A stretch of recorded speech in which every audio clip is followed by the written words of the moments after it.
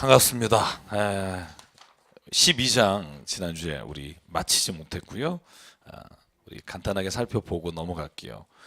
저희가 전반부까지만 보고 넘어갔고요. 자, 요한계시록 12장 뭐 이제 반이 넘었습니다. 그래서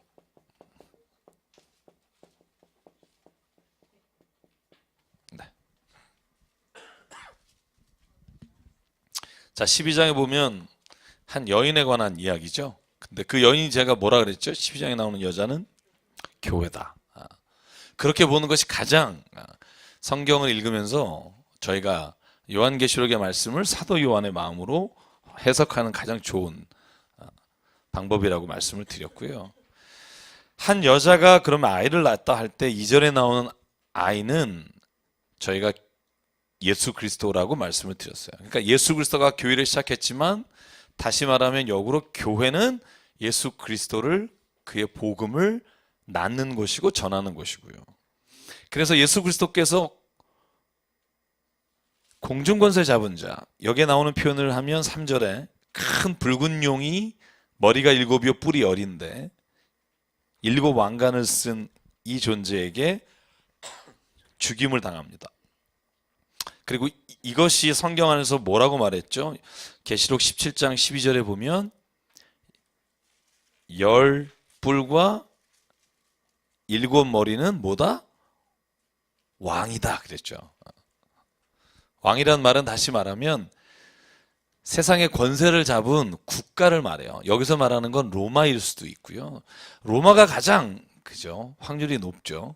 여러분 다니엘서 7장에 보면 우리가 나중에 좀 살펴보겠지만 거기에 네 나라가 나와요. 여러분 다니엘서 2장하고 7장을 제가 요한계시록을 하면서 이렇게 보시면 이해하기 쉽다고 말했는데요. 거기에 네 짐승이 나오고요. 그 네 짐승을 순서대로 나열하면 처음에 있는 짐승은 바벨로니아, 그리고 바벨로니아를 물리친 메데와 바사, 그 다음에 나오는 나라가 여러분 로마라고 되어 있고요. 그 뒤에 나온 나라가 로마의 분열 후에 나오는 나라, 이렇게 알렉산더 대왕 이후에 나오는 로마, 이렇게 네 나라는 역사적인 나라였다고 말씀을 드렸고요. 제가 이따가 13장 할 때 보여드리겠지만 거기에 나오는 거 그대로 그리면 이런 짐승들이 돼요. 머리 7개가 있고 양인데 뿔이 있고, 다니엘서에 나오는 짐승들을 이렇게 그림으로 그리면 사도 요한이나 다니엘이 본 게 뭔지를 알 수가 없어요.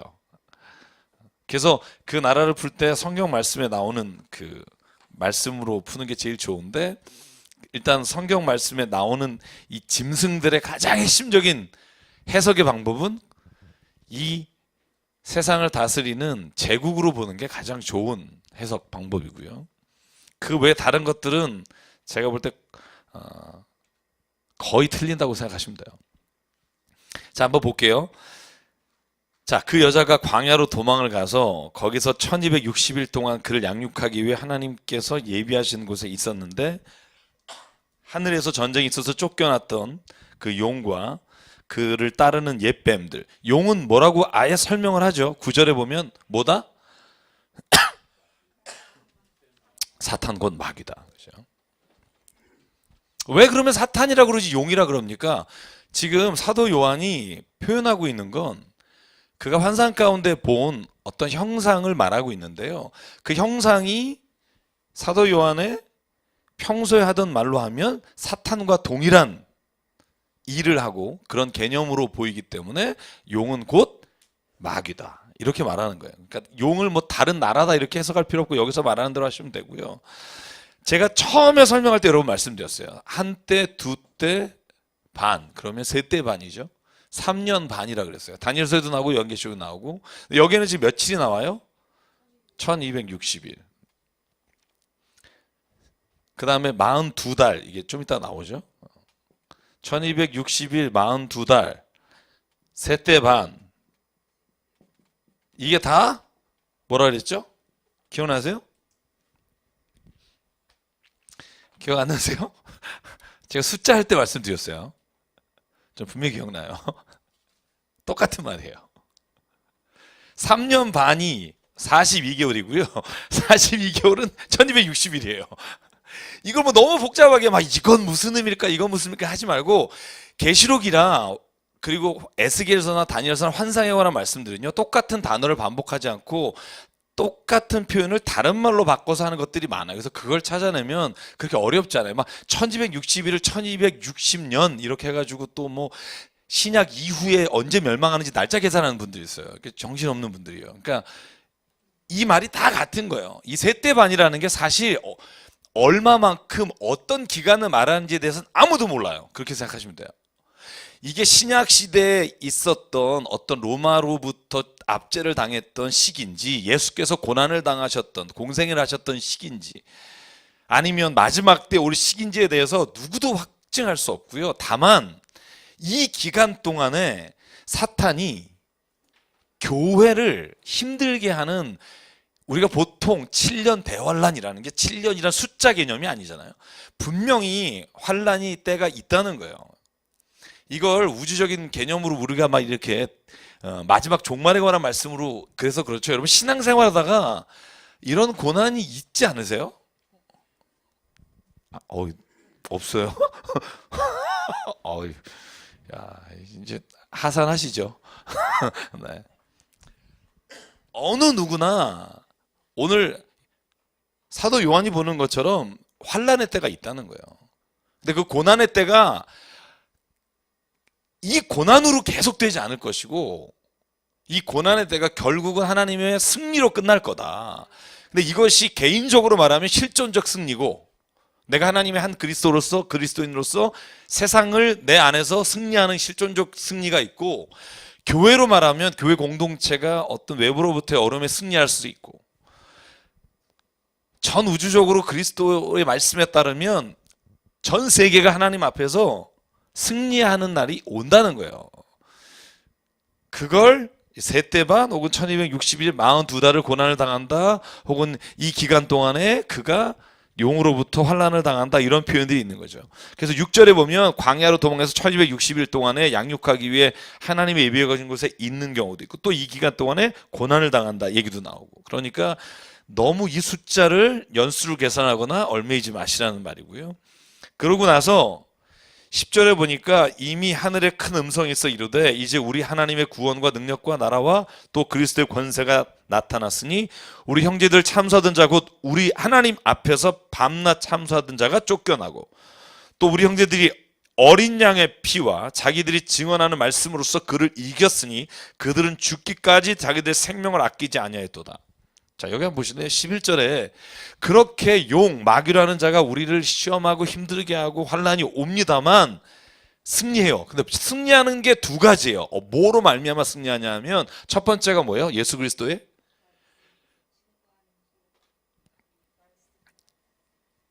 11절에 보면 우리 형제들이 어린 양의 피와 그죠? 뒤에 한 번 더 나와요. 그죠?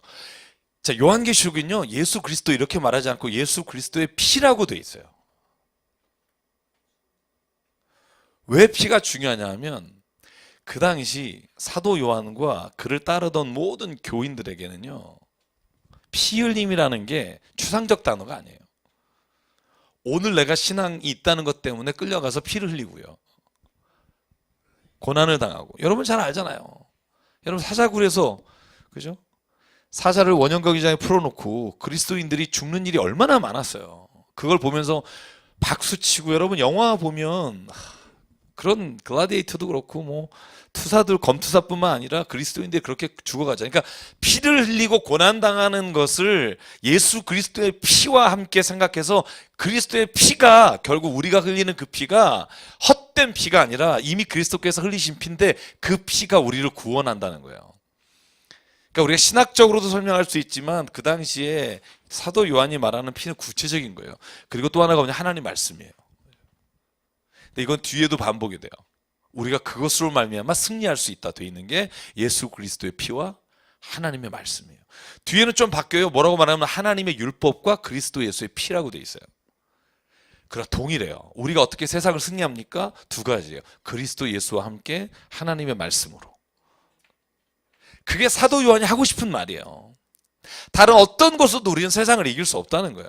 우리의 지식이나 우리가 가진 어떤 것으로 이기는 게 아니라 그리스도 예수에 관한 믿음과 그 보혈의 피로 말미암아 우리가 하나님의 말씀대로 살아가는 자에게는 오늘 뭐라고 써 있어요? 그를 이겼으니 이렇게 되어 있거든요. 뭐로 말미암아? 어린 양의 피와 자기들이 증언하는 말씀으로 그를 이겼으니 그들은 죽기까지 자기들의 생명을 아끼지 아니하였도다. 이거는 그리스도인들 말하는 거죠. 끝까지 하는 사람. 그래서 순교자에 대한 말씀이 나오는 거예요. 요한계시록에는. 끝까지 믿음을 지켜서 죽은 자는 하나님이 그를 결국 승리하는 자리까지 이끌어 가시겠다는 거고요. 자, 보실래 12절. 자, 같이 읽게 시작. 그러므로 하늘과 그 가운데에 거하는 자들은 즐거워하라. 그러나 땅과 바다는 화 있을진저 이는 마귀가 자기의 때가 얼마 남지 않은 줄을 알므로 크게 분내어 너희에게 내려갔음이라 하더라. 그러니까 예수 그리스도께서 부활하시면서 세상의 권세들은 더 환난과 핍박이 강해질 거라는 거예요. 왜? 여기 나와 있죠. 크게 분하여. 자기가 졌기 때문에 더 분하여 땅에 있는 자를 더 박해한다는 거죠. 그래서 13절 용이 자기가 땅으로 내쫓긴 것을 보고 남자를 낳은 여자를 박해한다는 거죠. 그 여자가 큰 독수리의 두 날개를 받아 광야 자기 곳으로 날아가 거기서 그 뱀의 낯을 피하여 한 떼와 두 떼와 반 떼를 양육받으며, 그죠? 똑같은 거예요. 위에 1260일이나 한 떼와 두 떼, 그죠? 반 떼를 양육받으며 15절 여자의 뒤에서 뱀이 그 입으로 물을 강같이 토하여 여자를 물에 떠내려가게 하려 하되 땅이 여자를 도와 그 입을 벌려 용의 입에서 토한 강물을 삼키니. 이걸 읽으면서 그런 생각할 거예요. 도대체 무슨 얘기냐. 이게 뭡니까? 근데요, 출애굽기나 신명기에 나오는 말씀하고 여기에 나오는 말씀하고 똑같아요. 그러니까 다시 말하면 하나님이 구원하시는 능력에 관한 표현을 독수리가 광야에서 그를 낚아채서 구해낸다는 표현이 이스라엘 시대에는 그냥 이렇게 어려운 얘기가 아닌 거예요. 여러분 한번 찾아보실래요? 그냥 출애굽기하고 신명기만 19장 4절로 6절. 여기는 본문하고 얼마나 똑같은지. 신명기는 더 똑같아요. 볼게요. 한번. 출애굽기 19장 4절 6절 먼저 볼게요.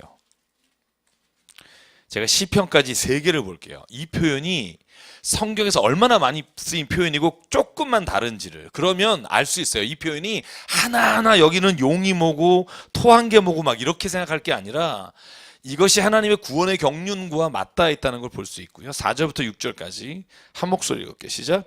내가 애굽 사람에게 어떻게 행하였음과 내가 어떻게 독수리 날개로 너희를 업어 내게로 인도하였음을 너희가 보았느니라. 세계가 다 내게 속하였나니 너희가 내 말을 잘 듣고 내 언약을 지키면 너희는 모든 민족 중에 내 소유가 되겠고 너희가 내게 대하여 제사장 나라가 되며 거룩한 백성이 되리라. 너는 이 말을 이스라엘 자손에게 전할지니라. 신명기 32장 볼게요.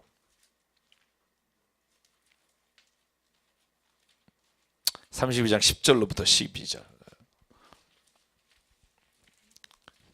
신명기 32장 10절에서 12절. 시작.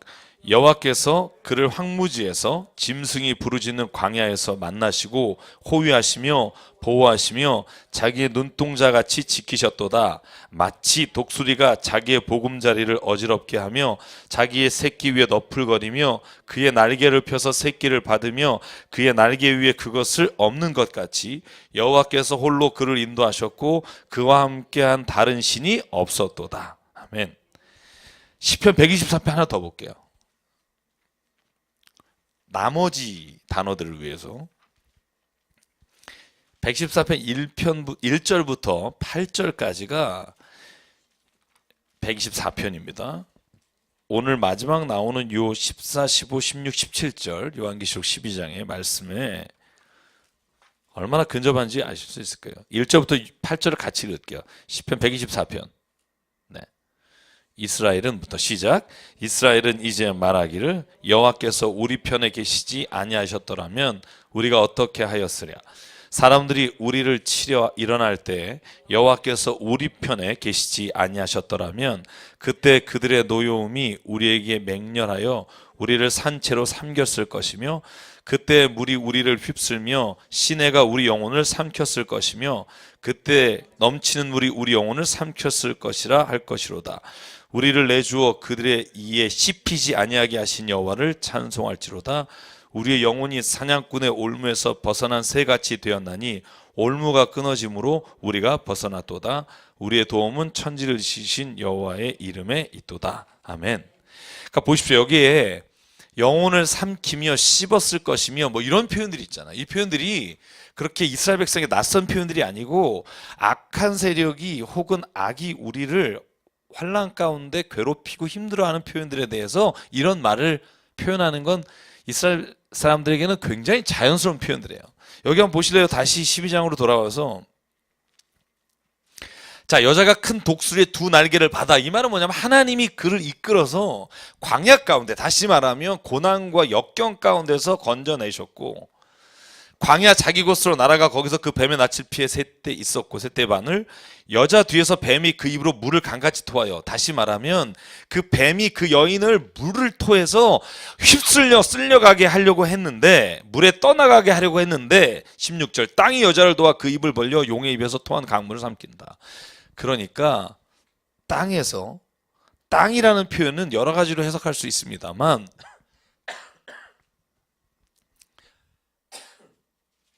여기서 땅이라는 표현은요, 우리가 두 가지로 그냥 해석할 수 있어요. 그러니까 이 땅에 있는 교회들이라고 표현할 수도 있고, 아니면 용과 반대되는 어떤 힘을 말할 때 땅이라고 말할 수도 있어요. 왜냐하면 뒤에 두 짐승이 올라오는 게 또 땅이기 때문에. 이 땅이라는 단어도 어디에 있느냐에 따라 그 의미가 달라져요. 여러분, 어린 양이라는 것도 뒤에 보면 우리가 어린 양은 예수님이잖아요. 요한계시록의 어린 양은 예수님이라고 제가 분명히 말씀드렸죠. 그런데 뒤에 두 뿔 난 어린 양, 이건 악한 사탄과 거짓 선지자를 말할 때 또 어린 양이라는 표현을 써요. 여인도요. 여기는 여인이 교회잖아요. 그죠? 뒤에 여인으로 말미암아, 여인과 간음하지 않은 사람은 구원을 받을 것이다. 그때 여인은 잠언이 말하는 음녀와 같은 거예요. 그러니까 똑같은 단어라고 해서 똑같은 뜻으로 해석되지 않아요. 그러니까 뭐 성경을 성경으로 푼다든지, 아니면 감남나무 뽑아서 스가랴에 나오는 감남나무하고 여기 나오는 감남나무를 똑같은 감남나무로 번역한다든지, 이런 이단이 하는 것들이 얼마나 어리석은지는 그냥 쉽게 알 수 있어요. 여러분이 조금만 관심을 가지면. 그래서 결국 12장의 마지막에 뭐냐면요, 용이 여자에게 분노해서 돌아가서는 뭐라냐면, 그러니까 귀신이, 이제 사탄이 졌단 말이죠. 분노해서 하는 일이 뭔가, 제가 지난주에도 말씀드렸습니다만 17절 같이 읽을게요. 시작. 용이 여자에게 분노하여 돌아가서 그 여자의 남은 자손 곧 하나님의 계명을 지키며 예수의 증거를 잡은 자들과 더불어 싸우려고 바다 모래 위에 서 있더라. 그죠? 그러니까 사탄이 교회, 예수를 믿는 사람들을 박해하려고 바다 위에 서 있다, 이 말이죠. 그건 뭐냐 하면 결국 예수 그리스도께서 최후의 승리를 하셨기 때문에 이 사탄의 권세가 예수를 따르는 사람들을 다시 고난과 핍박을 통해 예수 그리스도로부터, 하나님으로부터 끌어오기 위해 그들이 지금 전투를 벌이려고 한다, 이런 거예요. 왜 그 우는 사자와 같이 우리를 삼키려고, 그죠? 사탄이 우리에게 다가온다, 이런 표현 쓰잖아요. 저는요, 근데 이게 오늘 저는 그게 확 와닿았었어요. 여러분, 그 7살짜리 이름이 뭐죠? 신원영이. 저는 뭐 현장 검증 보면서 사탄이 우는 사자와 같이 우리를 공격하려고 한다라는 말이 3개월 동안 욕실에 가둬놓고 락스 뿌리고, 저는 이게요, 그냥 보통 사람이 그냥 기분 나빠서가 가능할까? 그런 생각을 해봐요. 사람이 아니문이다?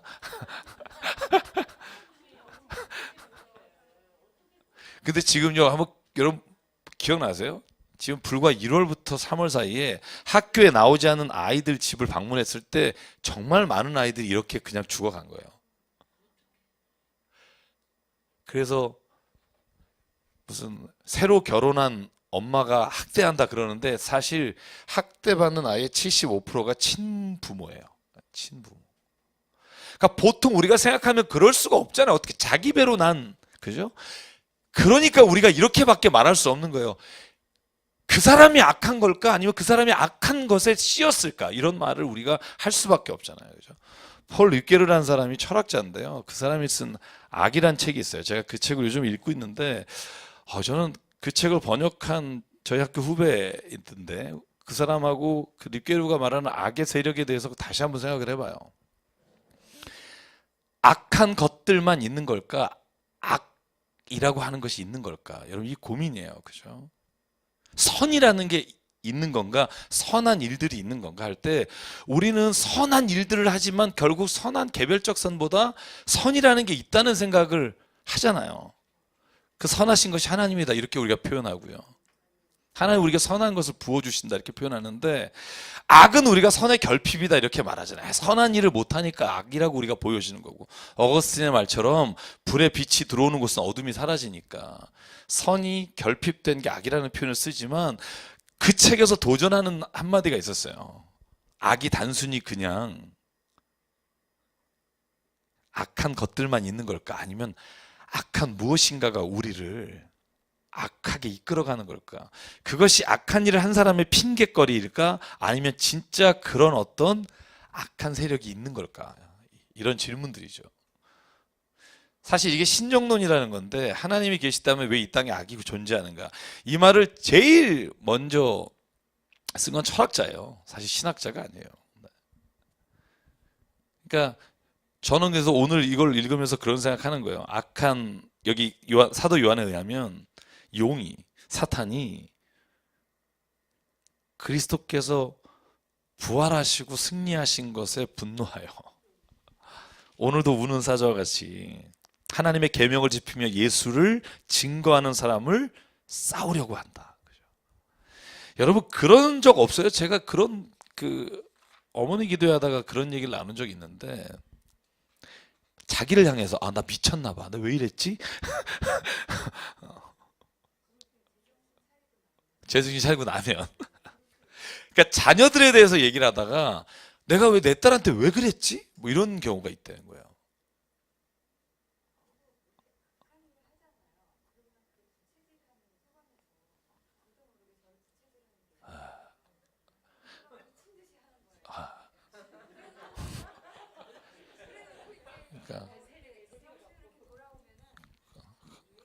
그러니까 우리는 이렇게 솔직한 사람 보면서 째려보잖아요. 그래야 내가 안 그런 것 같으니까. 그죠? 다 그러면서 그죠? 다 그러면서.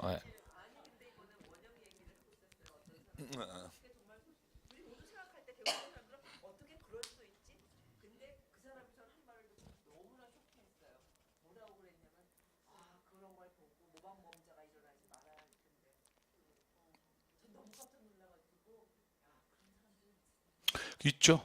왜냐하면 사실 이게요, 여러분, 제가 예전에 한번 말씀드렸죠. 제가 영화에 대해서 글을 쓸 때 가장 영화의 중심 주제가 뭐냐면, 이제 플라톤 같은 사람은 연극이나 영화는 그때 별로 없었으니까 연극 같은 어떤 우리가 만들어 놓은 어떤 무대 위에서 올라가는 작품에 악한 사람이 출연하면 안 된다고 그래요. 왜냐하면 모방하니까. 얼마나 재미없겠어요. 제가 농담 반. 근데 그 철학적 배경이 뭐냐면, 그 미학의 배경은 모방이라는 거예요. 그러니까 우리가 선한 것들을 보면 모방하게 되고 악한 것을 보면 모방한다는 건데, 그런데 영화 이론에 또 하나 중요한 주제가 있어요. 지금 질문하셨으니까. 그게 뭐냐면, 세상에 지금 현재 더럽고 추하고 악한 것을 감추는 거잖아요. 우리가 안 보여주는 거잖아요. 그러면 세상에 악이 없어지느냐? 아니라는 거예요. 그러니까 이거 가지고요, 심지어 존 그리샴이라고 하는 소설가하고 영화 감독하고 법정 투쟁까지 있었어요. 뭐였냐면, 존 그라샴이 자기 아들인가, 제가 정확히 기억이 안 납니다만, 유명한 감독이 만든 총으로 살인하면서 다니는 영화 혹시 기억나시는 분 있으세요? 그 영화를, 네? 아니요, 그 노인나라가 아니라 머리 빡빡 깎은 사람이 나오는 굉장히 한 15년 된 영화인데, 그 영화를 보고 모방 범죄자에게 죽었어요. 그래서 그 영화를 만든 사람을 고소한 거예요. 법적으로. 이 사람 영화 때문에 내 아들이 죽었다. 그래서 법정 공방을 통해서 굉장히 그때 센세이션 했었어요. 그러면 이 범죄가 모방을 해서 한 거냐 아니면 본래 인간의 그 악한 성향이 드러난 거냐, 이거부터 시작해서 연극이나 영화의 악한 주제를 가지고 혹은 악한 사람들이 등장해서 이 모방하게 하는 것이 더 나쁘냐 아니면 세상에 악한 것을 드러내지 않아서 그것들이 음성적으로 퍼지는 게 나쁘냐, 드러내서 이걸 막아내는 게 더 나은 거냐, 이거 가지고 싸웠는데 아직도 결론은 없어요. 늘 자기가 옳다는 대로 살아요. 그래서 사사기의 말씀대로 자기가 옳은 소견대로 하는 거예요. 그래서 지금 말씀하신 대로 참 그게 따라하는 사람이 분명히 있을 거예요. 예. 살인의 추억이라는 이런 영화나 요번에 나오는 그 영화 그 시그널이라는 드라마에 보면, 그죠? 예. 그걸 보고 있을 수 있죠. 네. 의뢰인. 전 그런 사람이 쓴 소설은 의뢰인이고, 그 영화 감독이 만든 올리버 스톤 감독이 만든 영화가 있어요. 그 한번 나중에 한번 그 총 들고 있는 그런. 네, 그래서 의뢰인을 쓴 존 그리샴과 올리버 스톤 감독이 쓴 두 글자 제목인데 그 두 사람이 아주 유명한 법정 공방을 했었어요. 그러니까 악한 사람이 등장해서 그것을 모방하는 게 나쁘냐, 세상에 악한 것을 숨기는 게 나쁘냐, 이 두 사이에서 이제 늘 갈등이 되는데, 자 보세요. 네, 킬러 맞습니다. 야 역시 그쪽 좋아하시나 봐요. 네, 찾아봤어요. 네, 킬러입니다. 그리고 빡빡 머리가 나오십니다. 네, 어유 감사합니다. 네, 제가 이름이 점점 생각이 나네요. 네, 하다 보니까. 자, 그래서 13장은요, 12장의 연장선상이에요. 그러니까 사탄이 오늘도 하나님을 따르는 사람, 예수 그리스도를 믿음으로 따라가는 사람들을 오늘 대적하려고 하는데 그 구체적으로 대적하는 방법들이 13장이에요. 이해가시겠어요? 그래서 두 짐승이 나오는데 이 두 짐승은 예수 그리스도를 따르는 자, 그리스도인들을 향해서 세상 가운데서 오는 환난과 핍박과 배교를 권하는 것에 관한 말씀이에요. 첫 번째 짐승이 뭐냐면 용이 보낸 건데요. 자, 1절부터 4절까지만 읽을게요. 시작. 내가 보니 바다에서 한 짐승이 나오는데 뿔이 10이요 머리가 7이라. 그 뿔에는 10 왕관이 있고 신성 모독하는 이름들이 있더라. 내가 본 짐승은 표범과 비슷하고 그 발은 곰의 발 같고 그 입은 사자 입 같은데 용이 자기의 능력과 보좌와 큰 권세를 그에게 주었더라. 그래 머리 하나가 상하여 죽게 된 것 같더니 그 죽게 되었던 상처가 나음에 온 땅이 놀랍게 여겨 짐승을 따르고 용이 짐승에게 권세를 주므로 용에게 경배하여 짐승에게 경배하여 이르되 누가 이 짐승과 같으냐 누가 능히 이와 더불어 싸우리요 하더라. 아멘. 보실래요? 여기서 용이 권세를 준 짐승이 올라와요. 바다로부터 올라와서 거기에 있는 모든 사람들을 핍박하기 시작하는데, 잘 보실래요? 10뿔이요 머리가 7이다. 제가 아까 보여드린 사진이요. 머리가 7인 표범같이 생겼는데 발바닥은 곰같이 생긴 거. 그죠? 짐승이죠. 근데 이게 뭘 말하느냐? 우리는 10뿔, 다니엘서에 10뿔, 그죠? 관련된 나라는 로마라고 말해요. 로마가 나중에 분열될 때 10개 이상의 왕들이 난립하게 됐고요. 그래서 476년에 여러분 서로마 제국이 멸망하고 동로마만 남게 되고요. 서로마는 라틴어를 썼고 동로마는 헬라어를 썼거든요. 그래서 1042년인가 완전히 로마 제국이 멸망하기 전까지는 동로마만 존재했고요. 그 그러니까 서로마가 나중에 이 10개로 분열되는데 나라를 막 쓰는데 솔직히 그 나라가 저는 이제 복잡해서 모르는데 왜 그런 말을 하냐면 지금 사도 요한이 쓰고 있는 국가가 로마란 말이에요. 그러면 여기에 상처받아서 죽을 뻔했다가 다시 살아났다고 말하거든요. 보실래요? 그게 2번 나와요. 밑에도 한 번 또 나옵니다. 자, 10절에 보면 칼에 죽을 자는 마치 칼에 죽을 것이다 쭉 나온 다음에 그 짐승이 어떤 짐승이냐면 아까 상처를 받은 짐승이다. 이게 12절 마지막에 나오죠. 그죠? 예.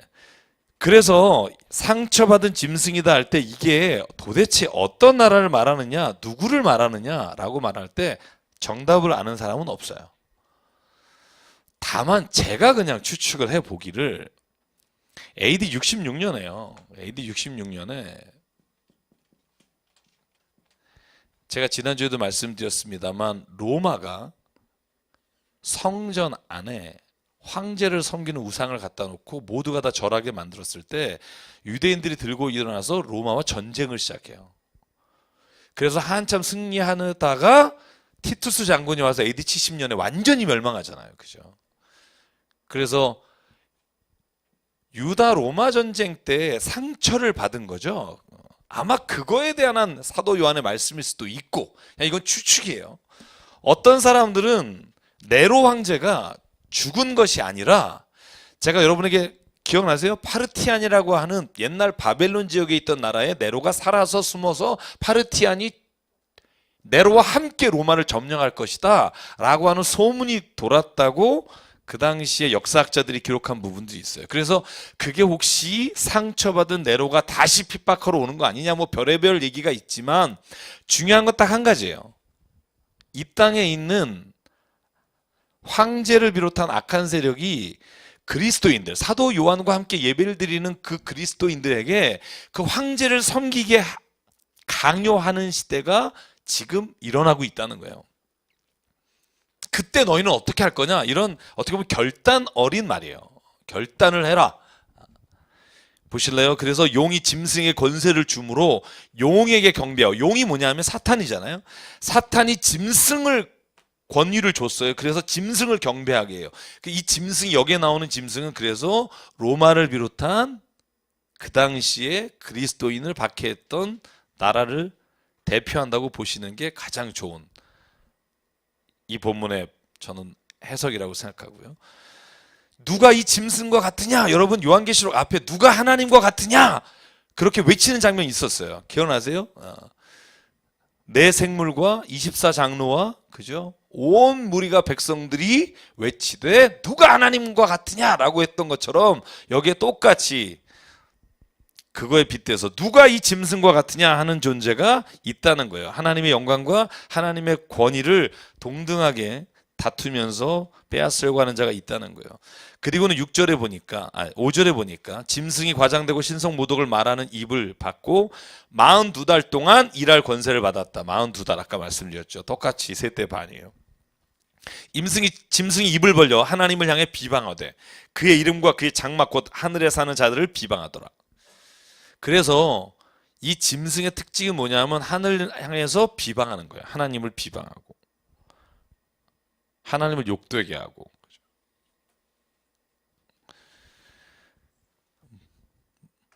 세상에 있는 모든 짐승은 그러니까 사도 요한에게 하나님의 이름과 하나님을 비방하는 것을 짐승이라고 말해요.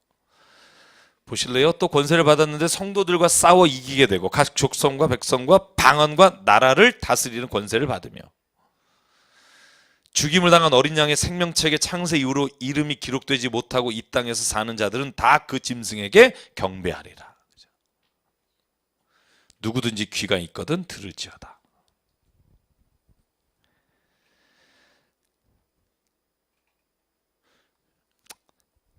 자, 이 본문에서 지금 바다에서 올라온 짐승이 하는 일은 뭐냐 하면 나라의 권세를 잡아서 예수 그리스도를 믿는 자에게 하나님을 믿지 못하게 그들을 끌어서 짐승을 경배하게 한다.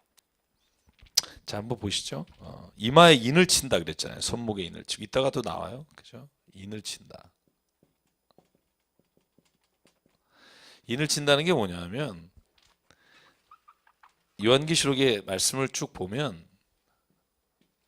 누구를 따를 것이냐 하는 질문이에요. 누구를 따를 것이냐. 그러니까 천사도 하나님께서 주시는 표와 인을 이마에 받고 아니면 뒤에 나온 것처럼 사탄이 주는 짐승의 수를 받고, 그러니까 그게 단지 숫자가 아니라 도대체 누구를 따를 것이냐, 누구를 믿을 것이냐 하는 믿음의 문제예요. 믿음의 문제, 아니면 결단의 문제, 혹은 우리가 지금 무엇을 위해서 사느냐 하는 존재의 문제, 다 포괄적인 거예요. 인을 친다 할 때. 그러니까 이게 그냥 단순하게 무슨 표를 받지 말라가 아니라는 거예요. 이 뒤에 666이라는 게 나와요. 이제 13장에. 제가 저에게 지금 2주 동안 왔던 666 소개하는 책들이 4권 왔어요. 제가 그 중에 3개만 보여드릴게요. 베리칩 받지 마십시오. 13장, 14장 짐승의 표 666입니다. 안에 정말 수많은 설교와 이런 것들을 놔서 받지 마십시오. 또 이분은 CD로 보냈어요. 베리칩 받지 마십시오. 제가 읽어드릴게요. 대충. 베리칩의 정체, 삼층천의 비밀. 삼층천의 비밀은 바울도 얘기 안 한다 그랬어요. 그죠? 내가 갔다 왔는데 내가 안 하겠다. 왜냐면 내가 교만할 수도 있고 너희들이 그거 알아봤자 들어봤자 뭔 소리인지 모른다. 그죠? 근데 이분은 갔다도 오셨고 기록하셔서 많은 사람들 들어보고 싶다 이 마음이 이제 오늘 저한테 왔어요. 제가 오늘 저한테 온 거 보여드릴게요. 강남 새삼교회 정기철 목사에게 보내신 거예요. 예수의 보혈의 피는 능력이다 구원이다. 오, 아멘. 오른손 이마에 666 베리칩을 받지 마십시오. 더 재미있는 거 알려드릴게요. 건강칩, 바이오칩, 생체 이식칩 다 거짓 위장합니다. 은행, 마트, 관공서 편리하다고 거짓말합니다. 그러니까 이게요. 저한테 지금 올 정도면 세상에 이거를 따라가는 사람이 얼마나 많은지를 봐야 돼요. 제가 지난주에 말씀드렸죠. 베리칩은 인권적 차원이랑 그런 차원에서 거부하는 경우가 많아요. 그리고 저 역시도 모든 사람에게 인식표를 줘서 국가가 통제하는 세상은 저는 바람직한 세상은 아니라고 생각해요. 지금 CCTV도 불편한데, 그죠? 어디서 코도 죄송해요. 못 후비겠어. 그죠? 어이구, 엘리베이터에서도 보고 있고, 우리가 집에 나가서 집에 돌아올 때까지 66번 CCTV에 찍힌다잖아요. 그 덕분에 범인은 다 잡아요. 그죠? 기가 막히잖아요. 요번에도 그 CCTV 아니었으면 못 잡잖아요. 그러니까 긍정적인 부분이 분명히 있습니다만 잘 생각해 보세요. 우리가 알파고라는 걸 봤잖아요. 제가 알파고 때문에 바둑판을 샀는데 제가 워낙 바둑을 좋아했거든요. 저희 집안이. 어렸을 때부터 형하고 대부분 대학생활 때까지 싸운 게 바둑 둘 때 한 수 안 물러줬다고 지금 거의 죽을 듯이 싸웠어요. 형하고. 저희 외갓집이 다 아마추어 6단 막 이래요. 그래서 한번 끼려면 안 배우면 안 되니까. 근데 알파고 보면서 좀 약간 겁나는 분 많잖아요. 물론 아직은 아주 그 알파고가 직접 어떤 감정적이거나 인식적인 것을 작용해서 하진 않고 입력시킨 거에 준해서 하니까 그렇게 걱정은 안 하겠습니다만 생각해 보세요. 누군가가 지금 우리가 갖고 있는 생체칩이나 아니면 베리칩이나 아니면 이런 것들 가지고 통제하는 사회가 가능하게 된다면 무서운 일이 일어날 수도 있다는 거예요. 그래서 페노티컷이라고 해서 한 사람이 중앙에 있고, 그죠? 모든 사람을 통제할 수 있는 사회에 대해서 조지 오웬도 그렇고 경고하는 소설도 많잖아요. 1984 같은 게 그런 거잖아요. 그런 세상이 굉장히 행복하게 만들 것 같지만 사실 그렇지 않을 수 있다는 거예요. 그런 의미에서 저희가 때로는 반대하고 싸울 수는 있지만 말씀드렸죠. 만약에요, 베리칩이 구원받는 표라면 예수 그리스도는 아무 상관이 없다니까요. 내가 예수님을 안 믿어도 이 베리칩 안 받으면 구원받는다는 거 아니에요. 내가 예수님을 열심히 믿었는데 그냥 베리칩을 받았어. 그럼 구원 못 받는다는 거 아니에요. 그러면 말은 예수님은 보혈의 피입니다라고 하지만 사실 구원하는 건 칩을 받았느냐 인을 받았느냐 안 받아지 예수 그리스도를 믿느냐하고는 아무 상관이 없다는 거예요. 논리적으로 그렇지 않아요? 인을 받아야 된다는 말이 만약에 보여지는 표면적으로 어떤 육신이나 다른 표식에 의한 거라면 심각한 문제가 있어요. 구약에도 신약에도 할례는 육신의 할례가 아니라 우리가 영적인 할례를 받으라고 말하는데 여기는 칩을 받지 말아라. 보이는 칩을 생체 이식을 하면 구원 못 받는다라고 말하는 건 이건 이단이에요. 이단 중에도 성경하고 관계없는 사람들이에요. 그러니까 그 말 자체가 말이 안 돼요. 인을 친다는 말은요, 믿음에 관한 문제예요. 너희가 누구 편에 쓸 거냐, 누구와 함께 갈 거냐 결정하라는 거예요. 궁금해도 듣지 마세요. 제가 듣고 알려드리는데 저 시간만 아까워요. 성경을 정말 한 번도 제대로 공부해보지 않은 사람들이 그냥 이 말만 가지고 맞춰놓은 거라 정말 들으면 약간 화가 나요. 근데 그런데 미혹된 사람이 얼마나 많은데요, 지금. 제가 말씀드리잖아요. 기독교인이 지금 800만 그래요. 아직 700만이 될 수도 있고, 올해 이제 인구, 작년 말에 인구 센서스 했잖아요. 종교 인구. 5년, 15년마다 10년에 한 번씩 하는데 아마 올해 연말에 나올 거예요, 결과가. 다 지금 막 생각하고 있어요. 엄청나게 기독교인이 떨어졌을 거다. 근데 이단은 3배가 늘었어. 그러니까 4명 중에 1명이 이단이라니까요. 무서운 거예요. 제가 지난주에 말씀드렸지만 정말 예수님을 열심히 믿는데 이단에 빠진 사람 있단 말이죠. 그래서 기도해야 되는 거죠. 그 사람들을 위해서. 자, 그러면 11절에 또 다른 짐승이 있어요. 그게 뭐냐 하면 땅에서 올라온 거예요. 자, 상징적인 거예요. 바다에서 올라왔다는 건, 그죠? 용에게로부터 이 세상에 있는 모든 그리스도인들을 파괴할 목적으로 온 거고, 동시에 자, 11절부터 한번 읽어볼게요. 15절까지 시작. 내가 보매 또 다른 짐승이 땅에서 올라오니 어린 양같이 2뿔이 있고 용처럼 말을 하더라. 그가 먼저 나온 짐승의 모든 권세를 그 앞에서 행하고 땅과 땅에 사는 자들을 처음 짐승에게 경배하게 하니 곧 죽게 되었던 상처가 나은 자니라. 큰 이적을 행하되 심지어 사람들 앞에서 불이 하늘로부터 그 땅에 내려오게 하고 짐승 앞에서 받은 바 이적을 행함으로 땅에 거하는 자들을 미혹하며 땅에 거하는 자들에게 이르기를 칼에 상하였다가 살아난 짐승을 위하여 우상을 만들라 하더라. 그가 권세를 받아 그 짐승의 우상에게 생기를 주어 그 짐승으로 우상으로 말하게 하고 또 짐승의 우상으로 경배하지 아니하는 자는 몇이든지 자 죽이게 하더라. 자, 보세요. 땅에게 올라온 사람이 하는 게 뭐예요? 자, 잘 보세요. 앞에 있는 짐승을 경배하게 하도록 강요하는 사람이에요. 용의 입을 가졌죠. 그죠? 머리에 2뿔이 났고. 자, 왜 어린 양이라는 표현을 썼을까요? 뿔이 난 어린 양. 이게 좋은 표현이 아니라 그랬죠. 지금 미혹해 하는 사람이죠. 뿔이 난 어린 양이라는 건 외적인 모습은 어린 양과 같다는 거예요. 그런데 하는 일은 용과 같은 거죠. 말하는 게. 그래서 이걸 요한계시록에 3군데서 이게 누군지를 아예 설명을 했어요. 이걸 밖에 고민하지 마시고 찾아볼래요? 요한계시록 16장 13절. 자, 16장 13절에 보면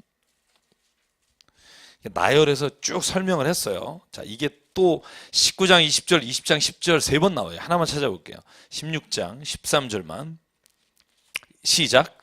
또 내가 보매 개구리 같은 새 더러운 영이 용의 입과 짐승의 입과 거짓 선지자와 입에서 나오니. 거짓 선지자의 입에서 나오니. 그러니까 세 구절 다 계시록 19장 20절도 마찬가지고 이게 거짓 선지자다라고 얘기를 해요. 거짓 선지자다. 19장 20절을 제가 읽을게요. 짐승이 잡히고 그 앞에서 표적을 행하던 거짓 선지자도 함께 잡혔으니.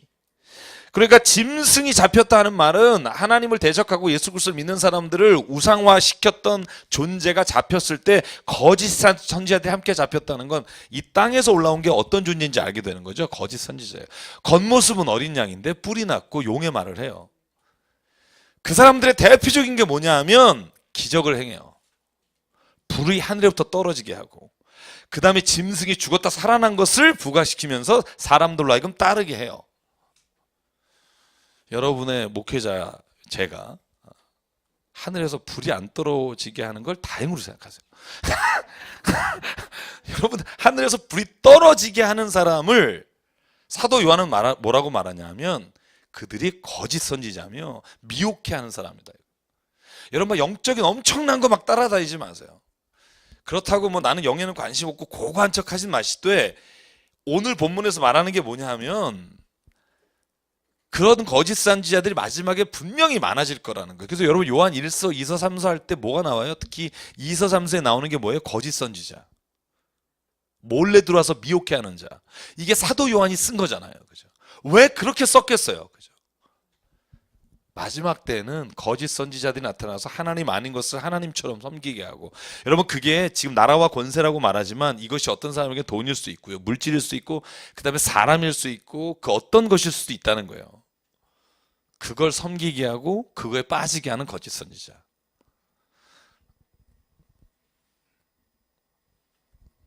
제가 학교에서 강의하는데 어떤 수업 끝나고 한 자매가 저한테 와서 그런 거예요. 교수님께서 왜요? 그랬더니 상담 좀 잠깐 하고 싶다. 그래서 서서 그냥 했어요. 15분을. 그런 고민이에요. 자기가 신학을 공부하니까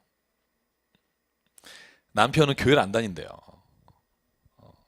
그러면서 하는 말이, 야, 하나님은 뭐 내 기도 하나도 안 들어주는데 뭐 있으나 마나한 거 뭐 이러면서 사람은 되게 좋다는 거예요.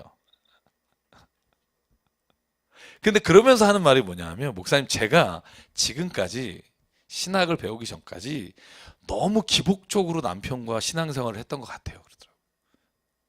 내가 이거 필요한데 기도하면 들어주실 거야. 계속 이렇게 했는데 이 남편은 안 들어주시는 순간부터 하나님을 떠나게 됐다는 거예요. 그러니까 어떻게 보면 그 남편이나 그렇게 하는 사람도 잘못된 부분이 있지만, 우리가 사실 따라가는 그것이 예수님이나 하나님이 아니라 눈에 보이는 우상일 수 있다는 거예요. 그래서 늘 우리가 바울의 말씀처럼 두렵고 떨리는 마음으로 구원을 이루라는 말씀이 저는 늘 제 안에서, 저희 안에 늘 있어야 한다는 생각을 해요. 그러니까 여기서 지금 거짓 선지자도요 똑같이 해요. 엘리야가 한 것처럼 하늘에서도 불을 내리고요. 그러니까 하늘에서 불을 내린다고 다 거짓 선지자는 아니겠죠. 그러나 거짓 선지자일 확률이 크다는 거예요. 왜? 우리는 그것 아니어도 주님을 따라가잖아요. 그죠? 네. 눈에 보이는 그 무엇이 우리에게 하나님이 인생길에서 도우시는 힘이 될 수 있지만, 그것이 우리로 하여금 하나님을 믿는 가장 결정적 이유는 아니라는 거죠. 왜냐하면 내 존재로 충분합니다. 아까 제가 우리 찬양한 것처럼 예배하는 것이 우리에게는 삶에 있어서 가장 기쁘고 좋은 것입니다라는 고백이 가능하다는 거예요. 그 어느 것도 난 필요 없는 주님만 경배해. 이게 그냥 가사만이 아니라 이게 내 안에서 고백이 될 때 그때 기쁨이 있잖아요.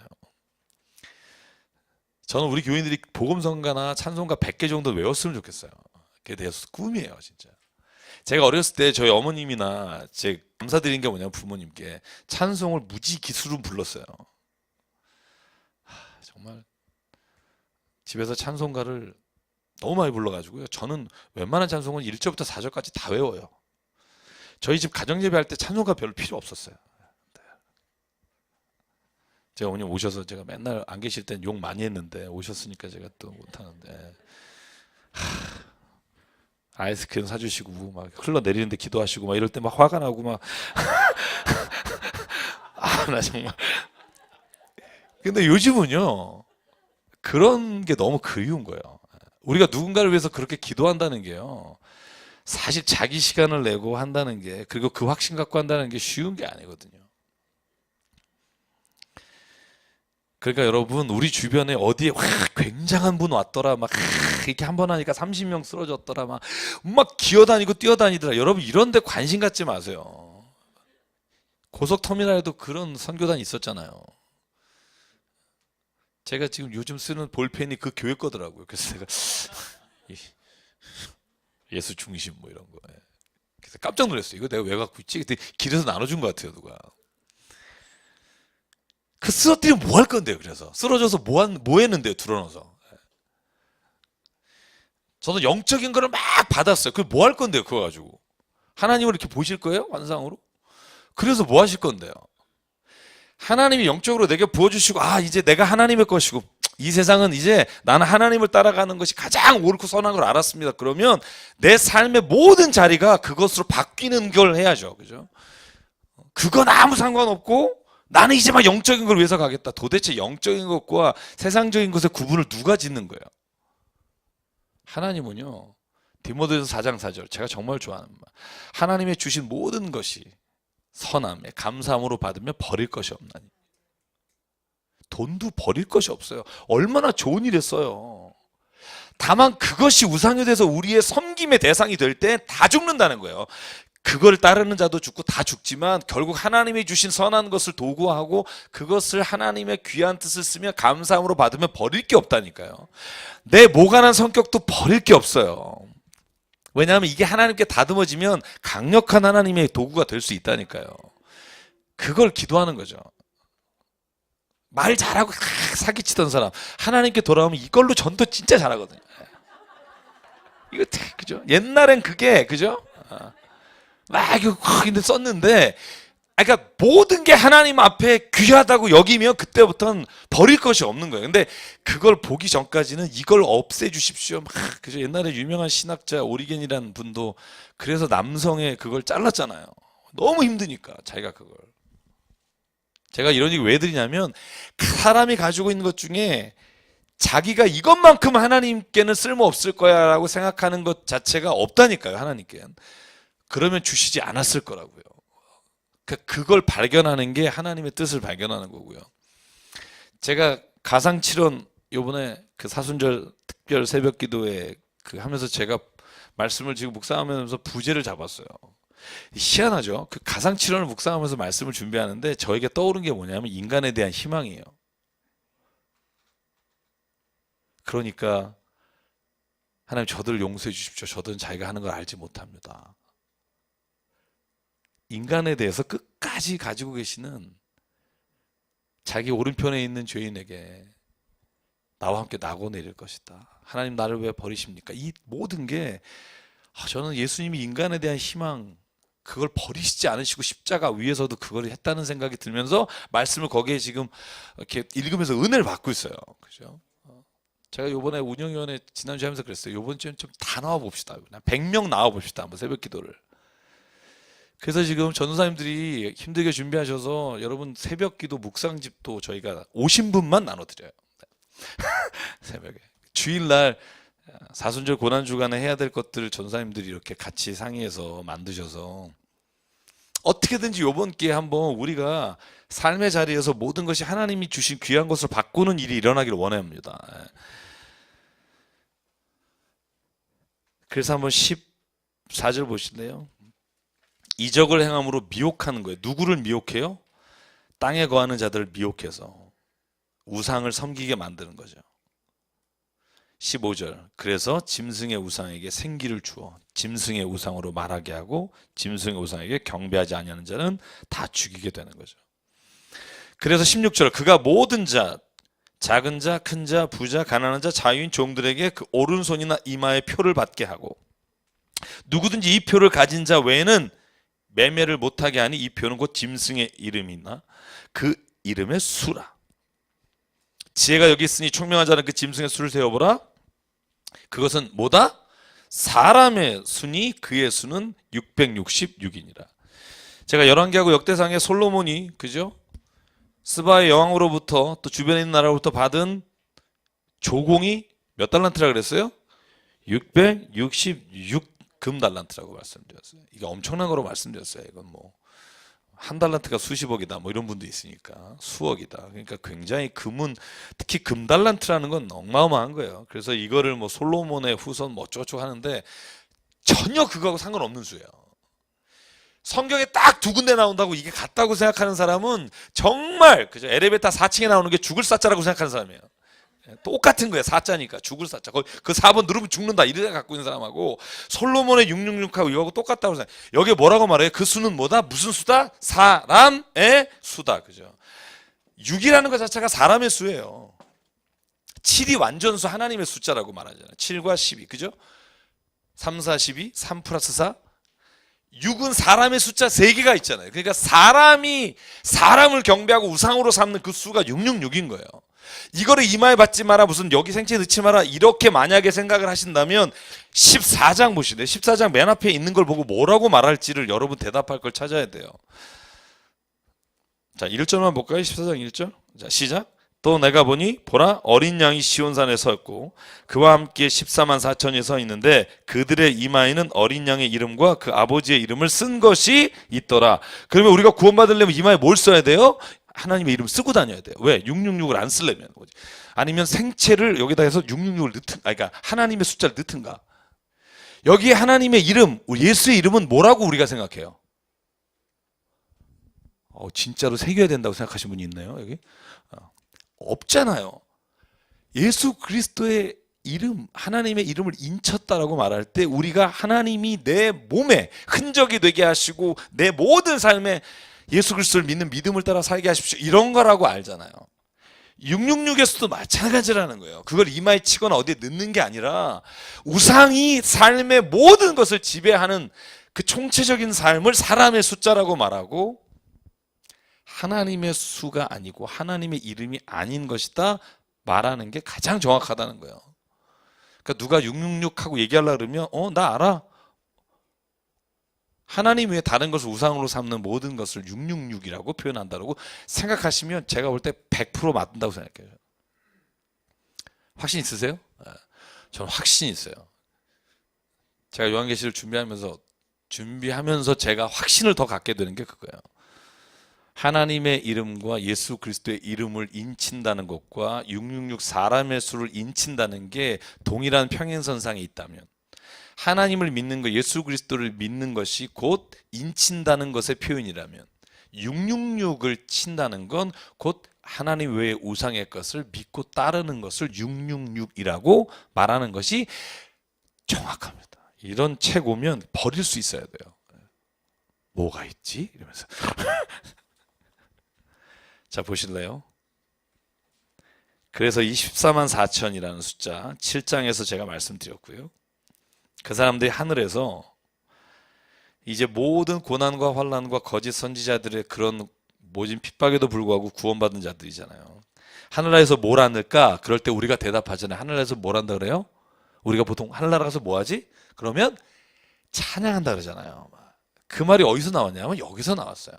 2절 3절 보실래요? 시작. 내가 하늘에서 나는 소리를 들으니 많은 물소리와도 같고 큰 우레소리와도 같은데 내가 들은 소리는 검은 고 타는 자들이 큰 검은 고를 타는 것 같더라. 그들이 보좌 앞과 네 생물과 장로들 앞에서 새 노래를 부르니 땅에서 속량함을 받은 14만 4천 밖에는 능히 이 노래를 배울 자가 없더라. 그러니까 하늘나라에서는 하나님 앞에서 찬양하고, 찬양이라는 게 우리가 praise라고 할 때 노래한다는 말뿐이 아니라 누군가를 경배한다는 말을 동시에 갖고 있어요. 그래서 하나님 앞에서 모든 사람이 충만한 거죠. 그러니까 찬송도 나오고. 여러분 기분 나쁜데 찬송 잘 안 나오죠. 하나님 앞에서 14만 4천 하나님을 예배하고 경배하고 믿는 모든 자가 나와서 내 생물과 24장로들과 함께 그 유리바다 같은 곳에서 하나님을 찬양하는 거예요. 여러분 그 모습이 666과 반대되는 것으로 말하고, 그래서 여기 이제 여자가 한 명 더 나오고요. 또 보시죠. 자, 4절 볼게요. 함께 시작. 이 사람들은 여자와 더불어 더럽히지 아니하고 순결한 자라 어린 양이 어디로 인도하든지 따라가는 자며 사람 가운데에서 속량함을 받아 처음 익은 열매로 하나님과 어린 양에게 속한 자들이니 그 입에 거짓말이 없고 흠이 없는 자들이더라. 그러니까 여기서 나오는 여자는 앞에 나오는 교회나 아니면 믿는 자를 낳는 그것이 아니고 여기서 말하는 여자는 잠언에서 말하는 사람을 음녀처럼 속이고 빼앗아서 죄의 길을 걷게 하는 그런 의미를 담고 있죠. 죄송해요. 음남도 있을 텐데 표현을 항상 약간 여자라고 합니다. 또 보니 다른 천사가 공중에 날아가는데 세 천사가 나와요. 이제 여기에 세 천사가 직무가 달라요. 첫 번째 천사는 뭐를 하냐면 땅에 거주하는 자들 곧 모든 민족과 종족과 방언과 백성에게 전할 영원한 복음을 가졌더라. 복음을 전하는 천사예요. 다시 말하면 큰 음성으로 하나님을 두려워하며 그에게 영광을 돌리라. 이는 그의 심판의 시간이 이르렀습니다 하고 하나님 앞에 경배하며 외치는 천사가 있다는 거예요. 두 번째 천사가 있어요. 그 천사는 뭘 외치냐 하면 바벨론은 망할 것이다. 자, 심심하시니까 같이 읽을게요. 자, 8절 시작. 또 다른 천사 곧 둘째가 그 뒤를 따라 말하되 무너졌도다 무너졌도다 큰 성 바벨론이요 모든 나라에게 그의 음행으로 말미암아 진노의 포도주를 먹이던 자로라 하더라.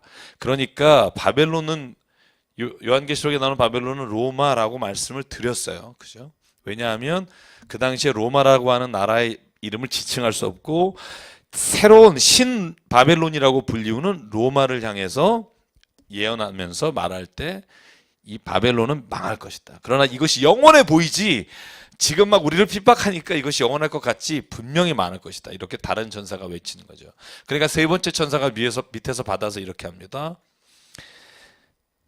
심판에 관한 말씀이에요. 자, 세 번째 천사 같이 읽을게요. 11절까지 9절부터 시작. 또 다른 천사 곧 셋째가 그 뒤를 따라 큰 음성으로 이르되 만일 누구든지 짐승과 그의 우상에게 경배하고 이마에나 손에 표를 받으면 그도 하나님의 진노의 포도주를 마시리니 그 진노의 잔에 섞인 것이 없이 부은 포도주라 거룩한 천사들 앞과 어린 양 앞에서 불과 유황으로 고난을 받으리니 그 고난의 연기가 세세토록 올라가리로다. 짐승과 그의 우상에게 경배하고 그의 이름표를 받는 자는 누구든지 밤낮 쉼을 얻지 못하리라 하더라. 아멘. 세 번째 천사는 심판에 관해서 말하는 거예요. 계속 우상을 따라가고 그리고 용을 따라가고 하는 사람에게는 하나님이 불과 유황으로 고난을 받게 할 것이다.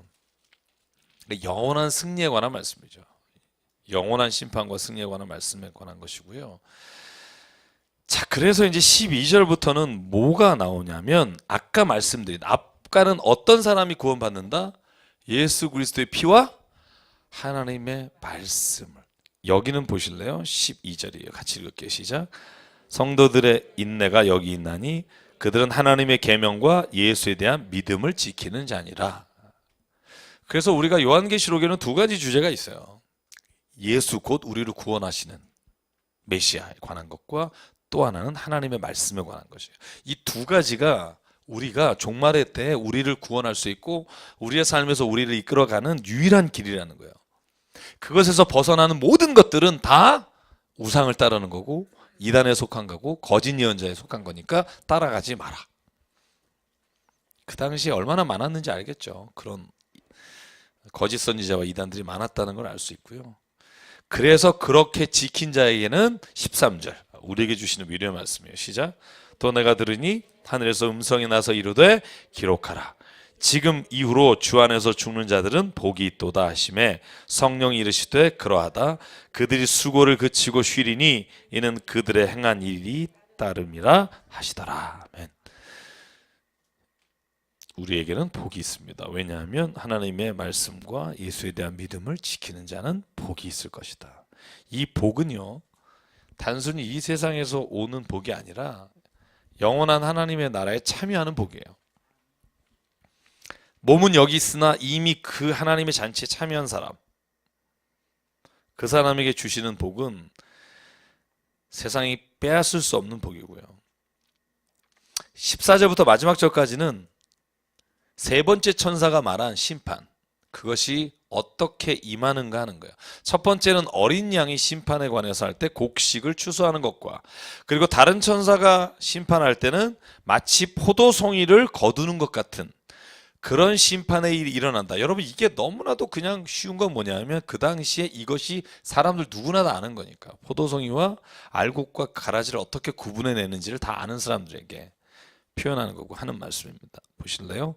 자, 그래서 14절부터 제가 그냥 요약해서 읽을게요. 내가 보니 흰 구름이 있고 구름 위에 인자 같은 이가 있는데 예수님이죠. 그 머리에는 금면류관이 있고 예리한 낯을 가졌어요. 낯으로 이제 심판하는 거예요. 15절 다른 천사가 성전으로부터 나와 구름 위에 앉은 이를 향하여 큰 음성으로 외쳐 이르되 낫을 휘둘러 거두십시오. 땅의 곡식이 다 익어 거를 때가 됐습니다. 구름 위에 앉으신 이가 낫을 땅에 휘둘매 땅의 곡식이 거두어졌어요. 그래서 하나님 예수 그리스도께서 하시는 추수에 관한 말씀, 심판에 관한 말씀.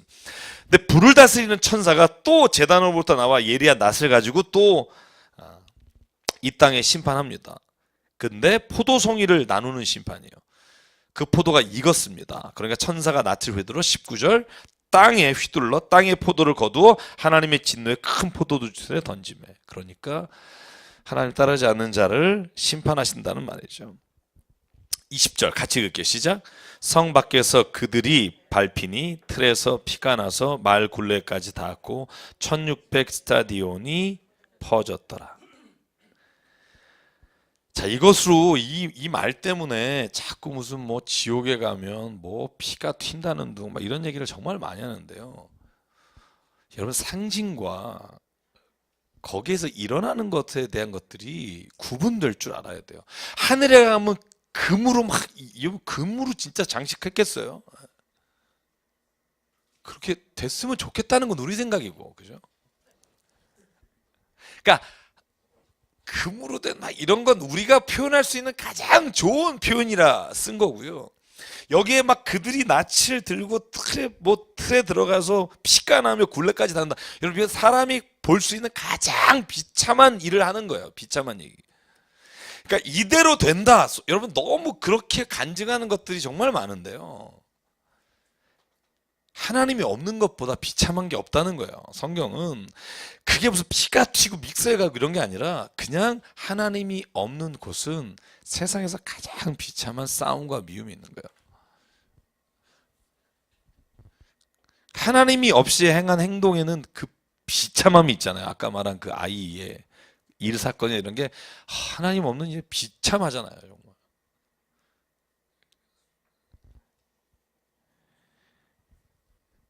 그러니까 여러분, 저와 여러분에게 하나님이 있기 때문에 잘 모르는 게 있어요.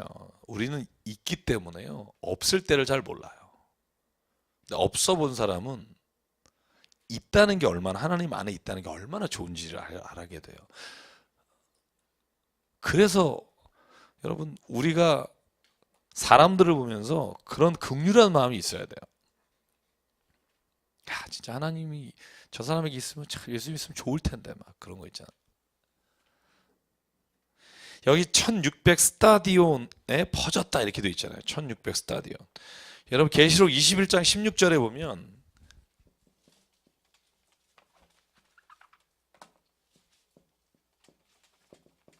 스타디온이라는 말이 또 나와요. 그죠? 스타디온. 거기는 12,000 스타디온.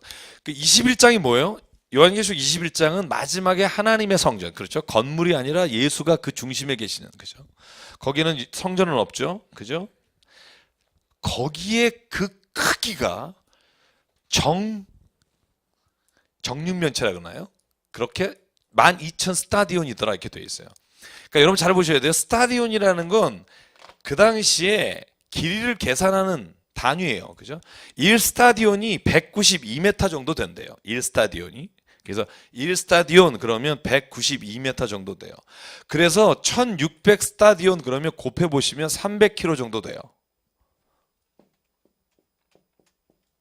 자, 여러분, 이스라엘 지도를 제가 그릴게요. 그리면 여기 단에서 부엘세바까지라고 우리가 보통 말하잖아요. 이 위에가 여러분 잘 아시는 헐몬산이 있고요. 자, 이 길이를 대개 300km라고 잡아요. 무슨 말인지 아시겠죠? 그죠? 그러니까 온 세상에 퍼졌다라고 말하는 의미를 가지고 있고요. 뒤에 21장 10절에 16절에 가지고 있는 12,000 스타디온은 여러분 얼추 계산해 보시면 2,400km예요. 2,400km면 우리 지구 한 바퀴가 몇 킬로죠? 7만 원 조금 안 될 거예요. 제가 알기로는 4만 몇천. 그래서 왜냐하면 빛이 그죠? 1초에 7바퀴 반인데 30만 킬로잖아요. 그러니까 나눠 보면 30 나누기 7을 해보면 그죠? 47에 28. 그래서 4.1 몇 킬로일 거예요. 그래서 얼마 안 돼요. 4만 몇 킬로밖에 안 돼요. 굉장히 막 몇십만 킬로 될 것 같잖아요. 실제로 안 그래요. 그러니까 2,400km다 그러면 그냥 온 우주의 개념 정도예요. 그리고 이걸 숫자적으로 풀어보면 12 곱하기 1000이잖아요. 그죠? 완전수예요. 완전수. 14만 4천과 같아요. 12 곱하기 12 곱하기 1000이 14만 4천이고. 그죠? 저만 지금 가고 있나요? 여러분 다 그죠? 그러니까 그 1600도 마치요. 4 곱하기 4 곱하기 10 곱하기 10이에요. 그래서 1600 스타디온이에요. 그래서 4라고 하는 수가 하늘의 수잖아요. 10이라고 하는 건 완전수고. 그러니까 숫자로 풀면 그렇고 저희가 원래 그 당시에 가지고 있는 길이를 계산한 법에 의하면 이스라엘 전체와 그가 생각한 전 우주라고 생각하는 게 여러분 하나님이 이 땅에 오셔서 통치하신다고 할 때 개념이라는 거죠. 그죠?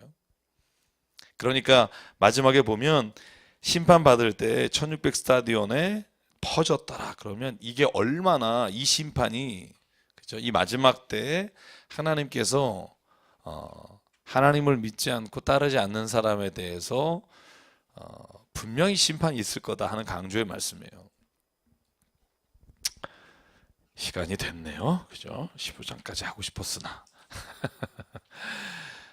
우리 이상훈 저희 스승 교수님이 항상 마시던 말씀인데요. 서털같이 많은 시간에